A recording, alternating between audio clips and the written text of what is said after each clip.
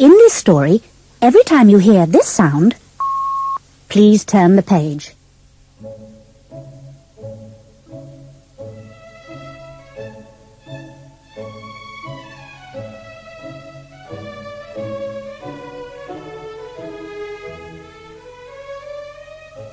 The Elves and the Shoemaker.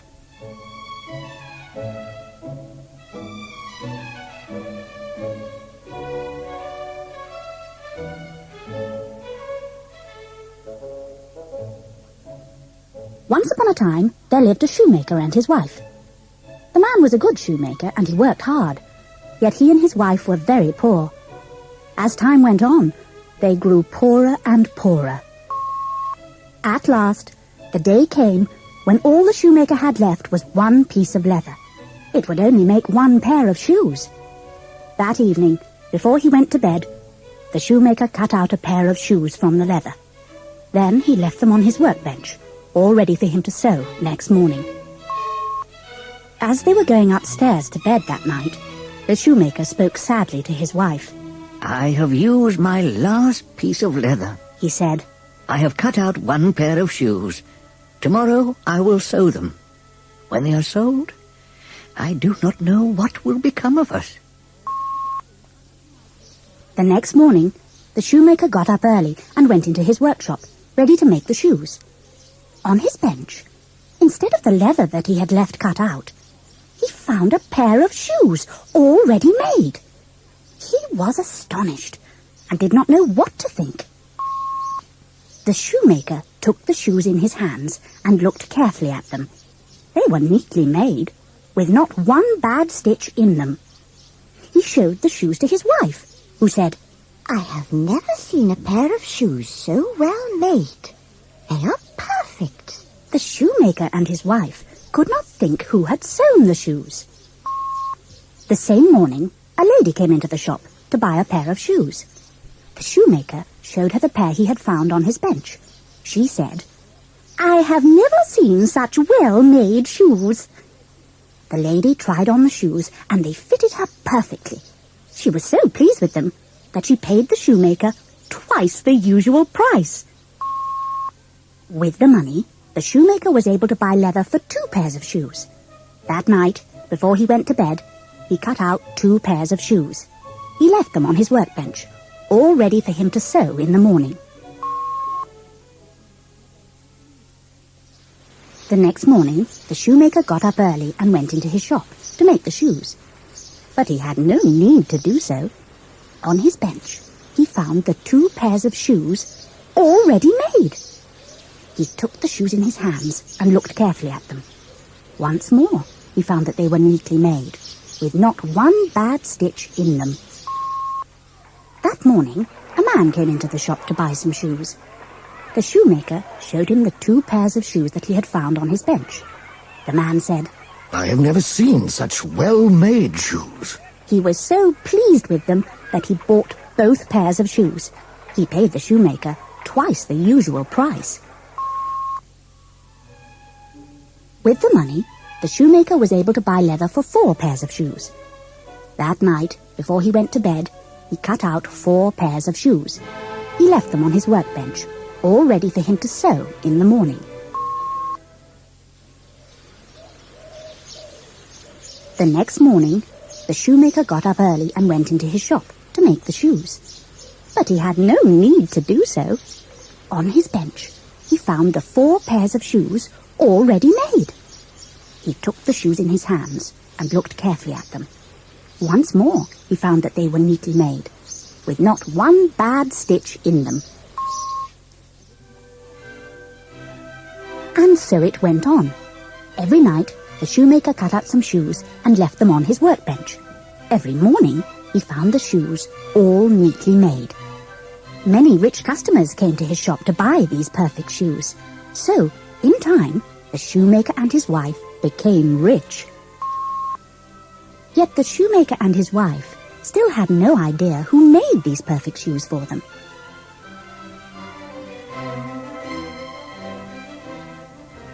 When the music stops, please turn the cassette over for side 2.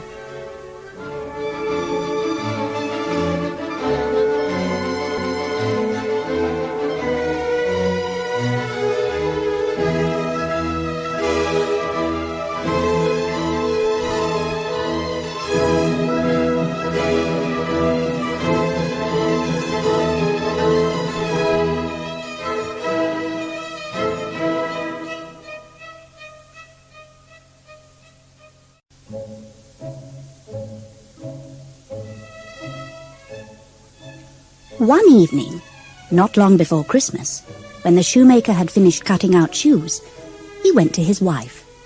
"We still do not know who sews the shoes for us," he said. "Shall we stay up tonight to see who it is that helps us?" His wife thought this was a very good idea, so she lit a candle. They went into the workshop. They hid themselves in a corner of the room, behind some clothes which were hanging there. Then the shoemaker and his wife waited quietly and watched to see what would happen. For a long time, nothing happened. Then, just as the clock struck 12, the door of the workshop opened quietly. In came 2 tiny elves. They were dressed in old clothes, and their feet were bare. They did not see the shoemaker and his wife, who were hiding in the corner, watching them. The elves jumped onto the workbench and took up the shoes that were cut out. They began to stitch and sew and hammer. They worked so neatly and so quickly that the shoemaker could hardly believe his eyes. The elves did not stop for a moment until all the cut-out shoes were finished. Then they ran quickly away. The next morning at breakfast, the shoemaker asked his wife, "How can we thank these little elves who have made us so rich and so happy?" I know what we can do, said his wife. We can make them new clothes and shoes. Their own clothes are ragged and their feet are bare.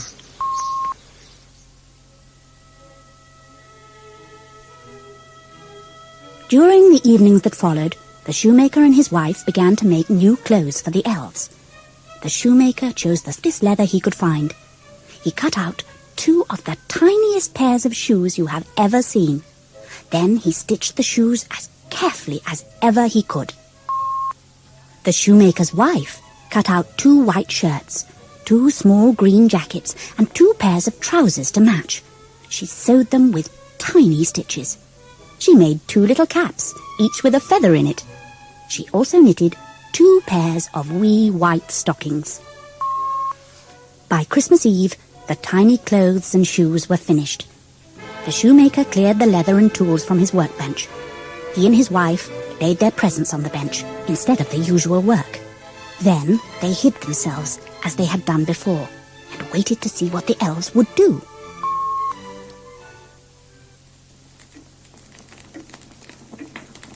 Just as the clock struck 12, the door opened quietly, as before. The 2 elves came running in. They still wore old clothes, and their feet were blue with cold. They jumped onto the bench, ready to get to work at once. But there was no leather on the bench, only the tiny clothes.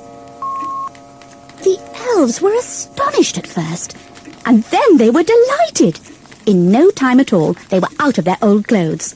Then, talking and laughing, they dressed themselves in the beautiful new clothes, the green jacket and trousers, the white shirt and stockings, the soft leather shoes, and the little caps with the feathers that nodded as they laughed.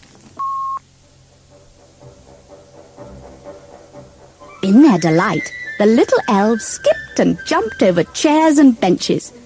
Then they joined hands and danced around as they sang, "Now we are boys so fine to see, we need no longer cobblers be." At last they danced happily out of the door.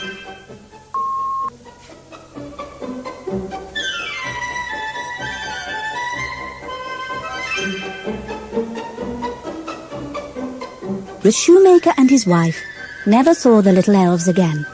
But from that time, good luck was always with them. They were rich and happy for the rest of their lives.